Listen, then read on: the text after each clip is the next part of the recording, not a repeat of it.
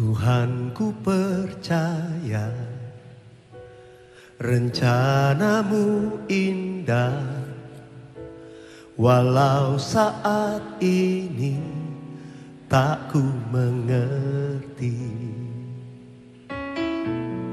Engkau telah berfirman, memberi masa depan, damai sejahtera, penuh harapan. Ku tahu rencanamu indah bagiku, ku tahu kehendakmu baik bagiku, ku tahu rancanganmu sempurna bagiku, ku tahu jalan-jalanmu yang terbaik bagiku. Salam sejahtera untuk kita semua ya. Happy Incredible Sunday. Saudara sudah memuji dan menyembah Tuhan? Kita akan dengarkan firman Tuhan dan belajar. Mari sama-sama kita berdoa. Bapa kami dalam surga, terima kasih buat waktu yang indah ini kami masih bisa belajar mendengarkan firman Tuhan. Karena itu Tuhan, tolonglah hamba-Mu, tolonglah kami semua, sehingga firman Tuhan ini Tuhan tertanam dalam hati kami, bisa bertumbuh dan berbuah. Di dalam nama Tuhan Yesus kami berdoa. Amin. Puji Tuhan saudara, minggu lalu kita sudah belajar dan mendengarkan kitab Daniel pasal yang ketiga. Minggu ini kita akan lanjutkan lagi, kita akan belajar ya Daniel pasal yang keempat ya, Daniel pasal yang keempat. Saudara, Daniel pasal yang keempat ini adalah sebuah tulisan kerajaan ya, dokumen kerajaan ya. Jarang ada raja yang menulis pengalaman pribadinya atau pengalaman rohaninya dalam pemerintahan, tetapi di dalam kitab Daniel pasal 4 Daniel memasukkan ya tulisan raja di dalam bukunya, di dalam kitabnya. Ya, tulisan tersebut menceritakan tentang mimpi raja dan pengalaman pribadi raja tentang Tuhan dalam kehidupan raja ya, yang di dalamnya ada cerita tentang Daniel juga ya. Nah, apa yang kita bisa pelajari di dalam mimpi Nebukadnezar atau tulisan Nebukadnezar yang disampaikan oleh Nebukadnezar ya? Kalau saudara, coba saudara buka Alkitab saudara, saudara lihat Daniel pasal yang keempat, ayat yang pertama ya. Dari Raja Nebukadnezar kepada orang-orang dari segala bangsa, suku bangsa dan bahasa yang diam di seluruh bumi, bertambah-tambahlah kiranya kesejahteraanmu ya. Jadi ini surat yang dikirimkan kepada seluruh wilayah dari pemerintahan Nebukadnezar.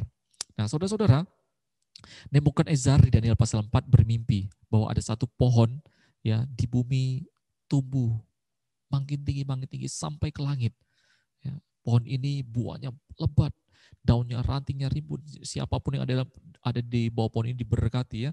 Bahkan binatang, semua tumbuhan, semuanya diberkati di bawah pohon ini. Tapi tiba-tiba ada satu orang kudus turun dari langit, dari surga, dan mengatakan, tebang pohon ini. Ini kira-kira mimpinya Nebukadnezar, lalu Daniel mengartikannya saudara. Nah, kita akan belajar saudara lewat surat ini yang menceritakan tentang mimpi Nebukadnezar. Hal apa yang ingin disampaikan sebenarnya dalam cerita ini saudara ya. Kita akan lihat ada 4 poin penting yang tersirat dalam surat Nebukadnezar ini ya, yang kita sebagai pembaca kita harus mengerti. Ini juga maksud yang Tuhan ingin ajarkan kepada kita para pembaca. Ya, yang pertama saudara, yang pertama adalah yang ingin disampaikan adalah perhatikanlah sumber ketenangan dan kesenangan kita. Ya. Di ayat 4 saudara lihat, ayat 4 berkata, aku Nebukadnezar diam dalam rumahku dengan tenang dan hidup dengan senang dalam istanaku. Saudara lihat, Nebukadnezar ya mengatakan bahwa dia hidup dengan tenang, senang di dalam istananya. Tetapi tiba-tiba datang mimpi itu saudara. Ya. Dan Daniel mengartikan mimpi itu, saudara. Ya. Lalu setelah Daniel mengartikan mimpi itu, Daniel memberikan nasihat di ayat 27 saya bacakan, saudara. Jadi ya Raja, biarlah nasihatku berkenan pada hati tuanku. Lepaskanlah diri tuanku daripada dosa dengan melakukan keadilan dan dari kesalahan dengan menunjukkan belas kasihan terhadap orang yang tertindas. Dengan demikian kebahagiaan tuanku akan dilanjutkan. Ternyata saudara, ya Nebukadnezar hidup dengan tenang, dengan senang itu ternyata bukan dari hasil kebenaran. Ya, makanya nasihat Daniel kepada Nebukadnezar, kalau ingin damai sejahtera, kesenangan yang berkelanjutan, yang terus-menerus, ya tinggalkan dosa, jangan Ternyata saudara banyak orang saudara yang ya hari-hari ini kita juga demikian ya. Kita ingin semua orang manusia saudara, semua manusia ya butuh ketenangan ya, demi ketenangan, demi kesenangan kita rela lakukan apapun. Kita kadang-kadang bisa pergi ke luar negeri ya. Kita bisa meninggalkan pekerjaan yang begitu penting ya karena mencari apa ketenangan. Kenapa? Di situ sudah tidak ada ketenangan, tidak ada kenyamanan lagi. Kita berusaha mencari ketenangan ya. Makanya Pengkhotbah 4 ayat 6 berkata, segenggam ketenangan lebih baik daripada 2 genggam jeripaya dan usaha mencari angin ya. Manusia butuh ketenangan ya. Nah, maka itu kita belajar dari pengalaman Nebukadnezar ya. Terkadang manusia ya mendapatkan ketenangan itu mendapatkan ketenangan yang sifatnya hanya sementara. Kenapa sementara? Karena sumber ketenangannya itu ternyata dari hal-hal yang tidak berkenan ya. Makanya kita hanya berhasil senang, berhasil tentram itu pada saat apa? Pada saat kita sukses di bisnis ya, dapat uang, lagi hubungan baik ya, prestasi lagi tinggi, karir lagi bagus. Kita senangnya hanya sesaat, hanya pada saat, tapi pada saat ada masalah, ada kegiatan lain yang tidak sesuai dengan kita tidak dapat merasakan ketenangan juga saudara. Ya ini ketenangan-ketenangan yang semu saudara.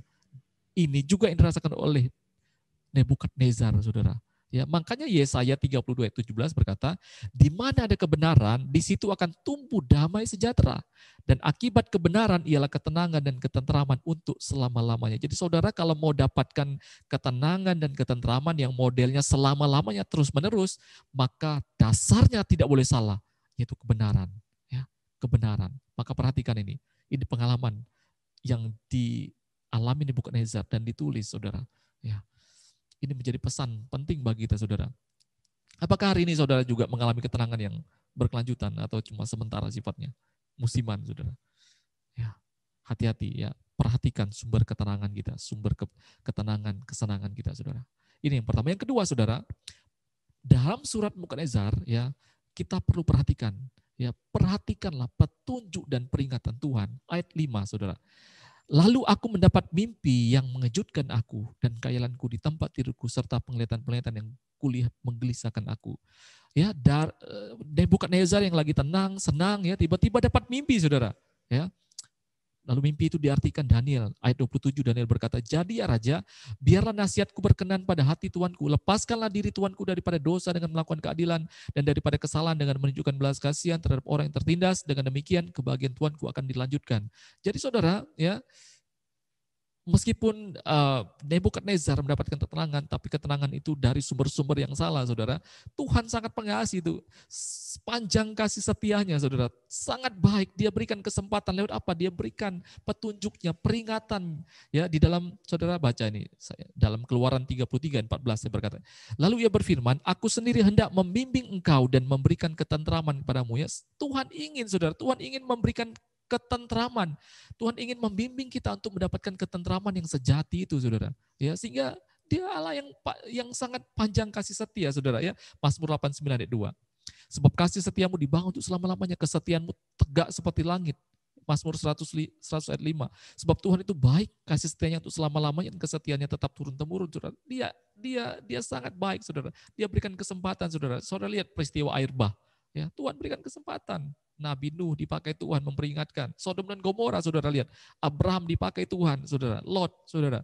Nineveh, Yunus, saudara, dipakai Tuhan ya untuk tidak musnahkan. Ya, Tuhan punya banyak sekali kesempatan yang diberikan kepada manusia, saudara. Terus dalam kisah ini, saudara, ini adalah kisah Nebukadnezar, yaitu negara Babilonia. Ya, Tuhan juga memberikan kesempatan kepada Nebukadnezar dan Babilonia, saudara. Ya, ya. Nah, saudara, apa yang kita perlu perhatikan lewat mimpi dan peringatan ini, saudara? Ya, dengarkan baik-baik, saudara. Tuhan ya di dalam Alkitab bentuk-bentuk peringatan, bimbingan, ajaran Tuhan itu ya. Ayub 33 ayat 14-15 berkata, karena Allah berfirman dengan 1-2 cara, tetapi orang tidak memperhatikannya. Dalam mimpi, dalam penglihatan waktu malam, bila orang nyenyak tidur, bila berbaring di atas tempat tidur. Jadi saudara, kadang-kadang Tuhan mengajari kita, ya lewat apa saudara? Lewat mimpi, lewat penglihatan. Ya. Mazmur 16 ayat 7. Aku memuji Tuhan yang telah memberi nasihat kepadaku, ya pada waktu malam hati nuraniku mengajari aku. Kadang-kadang saudara, Tuhan juga mengajarkan itu di dalam hati nurani. Makanya kenapa terjadi kegelisahan-kegelisahan dalam hati nurani kita. Ya, kadang-kadang ada satu mimpi yang menggelisahkan kita. Saudara, itu adalah satu bentuk bimbingan-bimbingan daripada Tuhan. Ada begitu banyak saudara, tapi ini yang paling penting saudara untuk saudara perhatikan ya. Ada juga nasihat orang lain, teguran orang lain dan lain sebagainya. Tapi ini yang sangat jelas yang ditulis oleh Alkitab, yang menyangkut juga cerita Nebukadnezar lewat mimpi, lewat penglihatan. Hati nurani kita kadang-kadang berbicara kepada kita, saudara. Nah, saudara, di dalam contoh-contoh Alkitab, orang yang mengindahkan ajaran Tuhan, ya, yang memperhatikan didikan Tuhan, yang mereka lolos dari malapetaka, saudara. Misalkan Kejadian 20 ayat 3, ya, kejadian Abimelek. Tetapi pada waktu malam Allah datang kepada Abimelek dalam suatu mimpi serta berfirman padanya, engkau harus mati karena perempuan yang telah kau ambil itu sebab ia sudah bersuami. Ya, dia ambil istri daripada Abraham, Sarah. Bukan salahnya dia karena Abraham sendiri yang ngelaporin yang tidak benar, saudara. Tapi Tuhan kasih peringatan, saudara, dalam mimpi. Jangan. Ya. Akhirnya besoknya, saudara, dia tinggalkan itu semua, dia kembalikan kepada Abraham, Sarah, saudara. Dia lepas. Tuhan memberikan kesempatan, saudara, lewat mimpi. Ya, Kisah 16 ayat 9. Pada malam harinya tampaklah oleh Paulus suatu penglihatan, ada seorang Makedonia berdiri di situ dan berseru kepadanya, katanya, menyeberanglah kemari dan tolonglah kami. Lihat saudara, ya saya sudah pernah khotbah tentang ini ya. Karena penglihatan ini akhirnya Paulus, saudara, dia tidak berhasil menginjil di Asia Kecil. Dia pergi ke Filipi dan berhasil menangkan Roma. Dengan menangkan Roma, saudara, dengan menangkan Filipi, itu menangkan jajahan Roma, saudara. Jadi rencana Tuhan kadang-kadang Tuhan tutup, saudara, ya, untuk mendapatkan sesuatu yang lebih besar. Kadang-kadang kita sakit pada saat ditutup, ya. Putus dari pacar lah, ya, putus dari kerjaan lah, dan lain sebagainya, kita merasa kayaknya hancur ya. Padahal Tuhan sedang menutup jalan supaya kita dibawa ke tempat yang lebih baik, saudara. Lewat apa? Kadang-kadang penglihatan, kadang-kadang lewat mimpi, saudara. Kadang-kadang Tuhan bicara di hati nurani, saudara. Contoh terakhir, saudara, Matius 2:13. Setelah orang-orang Majus itu berangkat, nampaklah malaikat Tuhan pada Yusuf dalam mimpi dan berkata, bangunlah, ambillah anak itu serta ibunya, larilah ke Mesir dan tinggal di sana sampai aku berfirman padamu. Nah, saudara lihat, ya, dalam kisah Tuhan Yesus juga, ya, Yusuf dan Maria juga dituntun, saudara, ya, dengan Tuhan lewat apa? Lewat mimpi, saudara, ya, penglihatan, ya, hati nurani, saudara. Ya. Nah, saudara, apakah saudara mau mengalami penglihatan mimpi? Ya, Tuhan bicara hati nurani saudara, ya. Syaratnya saudara minta supaya dipenuhi dengan Roh Kudus, ya. Kisah 2:17, akan terjadi pada hari-hari terakhir demikian firman Allah, bahwa aku akan mencurahkan rohku ke atas semua manusia. Maka anak-anakmu laki-laki dan perempuan akan bernubuat, dan teruna-terunamu akan mendapat penglihatan-penglihatan, dan orang-orangmu itu akan mendapat mimpi. Bagaimana cara dapat penglihatan mimpi dan lain sebagainya, saudara? Ketika roh Tuhan ada dalam hidup kita. Saya sering sekali bersaksi dalam pelayanan Deeper, ya, dalam khotbah saya. Bagaimana dari mulai saya melayani, turun, ikut melayani Tuhan sampai hari ini, ya, Tuhan kasih penglihatan mimpi, termasuk istri saya waktu tinggalkan kerjaan segala macam, itu semua Tuhan tuntun lewat penglihatan dan mimpi, saudara. Kami bersyukur Tuhan ajar dan kami mau dengar, kami mau taat, saudara. Saudara-saudara pun Tuhan ingin mendidik kita, saudara. Saya tidak tahu apa yang sedang saudara alami. Ya, kalau saudara hari ini sedang diajar oleh Tuhan, mari, ya, dengarlah, lakukanlah perintah Tuhan. Ya. Yang ketiga, saudara, apa yang kita bisa pelajari? Perhatikan, ya. Perhatikan hati kita, terutama masalah kesombongannya. Dari dalam hati itu timbul segala sesuatu, ya, yang keluar dari hidup kita, saudara. Perhatikan, ya, jaga hatimu dari segala kewaspadaan, sebab dari situ terpancar kehidupan. Hati ini juga yang dialami Nebukadnezar, saudara, sudah diperingatkan lewat mimpi. Daniel sudah mengingatkan, saudara, tapi saudara baca 29. Sebab setelah lewat 12 bulan, ketika ia sedang berjalan-jalan di atas istana Raja Babel, berkatalah raja, bukankah itu Babel yang besar itu, yang dengan kekuatan kuasaku dan untuk kemuliaan kebesaranku telah kubangun menjadi kota kerajaan? Lihat, saudara, jadi sombong, saudara, ya. Anggap itu adalah dia yang kerjakan, ya. 31. Raja belum habis bicara ketika suatu suara terdengar dari langit kepadamu, dinyatakan, ya Raja Nebukadnezar, bahwa kerajaan telah beralih daripadamu. Engkau akan dihalau dari antara manusia dan tempat tinggalmu akan di antara binatang di padang, dan seterusnya. Saudara silakan baca sendiri, ya. Sudah dapat penglihatan mimpi, ditegur Tuhan, ya, sudah diingatkan Daniel, tapi jatuh juga, ya, dalam kesombongan, yang menganggap segala sesuatu itu, ya, karena kemampuan kita tidak mau dengar perintah Tuhan. Nah, saudara, saya ingin kasih tahu, kenapa malapetaka ini terjadi kepada Nebukadnezar? Tadi kita sudah lihat ayat itu, karena Nebukadnezar sombong, ini karena kesombongan. Apa itu artinya sombong? Sombong itu artinya ini, saudara, ya, tidak memperhatikan teguran dan ajaran Tuhan. Ya, karena kalau kita tahu ada yang baik, tapi kita tetap pakai cara kita, itu kan sombong namanya. Ya, kita tahu nih ada yang baik, tidak boleh seperti ini, ada yang ngajarin segala macam ini yang lebih baik. Kita sadar itu yang lebih baik, tapi kita mau tetap pakai cara kita, saudara. Ini kan sombong namanya. Kita merasa kita mampu dengan cara-cara kita. Kita tidak akan kena hal lain kalau pakai cara kita. Ternyata juga kena. Saudara, sombong nih namanya, saudara. Ini juga dilakukan Nebukadnezar. Makanya di ayat 37, Nebukadnezar ketika sadar dia berkata demikian. Jadi sekarang aku Nebukadnezar memuji, meninggikan dan memuliakan Raja Sorga yang segala perbuatannya adalah benar dan jalan-jalannya adalah adil dan yang sanggup merendahkan mereka yang berlaku congkak. Ya, jalan Tuhan, perbuatan Tuhan itu adalah yang benar. Kalau itu benar, kenapa kita tidak mau ikut? Ini masalahnya. Ya, Nebukadnezar waktu sadar, waktu sudah dipulihkan, dia mengatakan hal ini, saudara. Ya. Saudara, saya ingin kasih tahu, saudara. Apa yang terjadi kepada orang yang sombong, yang berkali-kali diajar Tuhan, tapi balik kembali kepada kubangannya, saudara. Apa yang terjadi kepada orang yang sombong, saudara? Ya, saudara, ayat 32 sampai 33, ya, kita baca ayat yang ke-16, saudara perhatikan ayat 16. Biarlah hati manusia berubah dan diberikan kepadanya hati binatang. Nah, saudara, kalau saudara baca 32 sampai 33 tadi kita sudah baca berapa ayatnya, ayat 16 ini ya. Jadi pada intinya Nebukadnezar ya berubah, saudara. Dari seorang raja, saudara, ya, mendapat satu penyakit selama 7 tahun, saudara. Penyakitnya apa? Hilang akal budinya. Ya, jadi saudara, ini pohon ini yang bertumbuh, ini adalah Nebukadnezar dalam mimpinya. Dia bertumbuh seperti pohon hebat, semua orang ada di bawahnya nih. Lalu pohon itu ditebang, tapi jangan tunggulnya itu jangan sampai, lalu diikat dengan rantai, lalu diberikan hati binatang, saudara. Ya, saudara lihat, ya, orang yang sudah diajar Tuhan, ditegur Tuhan, berkali-kali tidak mendengarkan, saudara. Lama-lama menjadi binatang, saudara. Dengarkan baik-baik ini, hati-hati.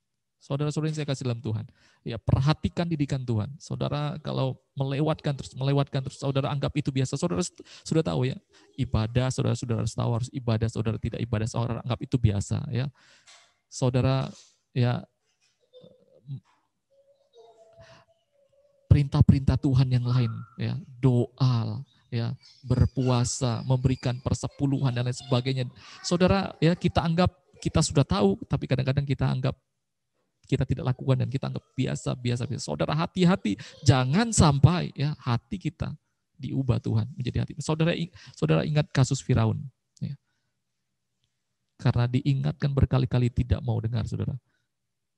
Tidak bisa lagi, saudara, sampai harus mati, saudara. Ya, semua anak sulung di Mesir mati. 10 tulah tidak mau dengar, saudara. 10 kali ya peringatan Tuhan. Saya tidak tahu sudah berapa kali Tuhan ingatkan, saudara. Ya. Jangan sampai ini terjadi, saudara. Hati-hati dengan hal ini. Ya. Kesaksian dalam pelayanan kami, saudara. Ya, kami banyak muridkan orang, ya, didik jemaat-jemaat, saudara. Tapi ada berapa kali jemaat anak-anak growing class pemberitaan segala macam yang didik, ya. Mereka diajar, tapi tidak melakukan, kadang-kadang